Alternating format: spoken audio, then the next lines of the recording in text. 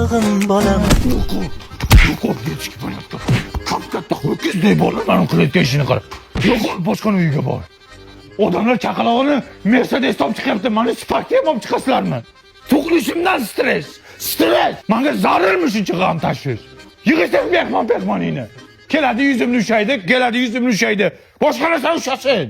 Ana ta'sirini ko'rdingmi? Bolaga ta'sir qiladi devdimmi? Ya o'chiring, nima bu ya? Alla bolam, Ya alla ya fonogramma ya YouTube'da qo'yib yotibsiz. O'zingiz bilmaysizmi? asabiylashma bolam. Davay ayting o'zingiz.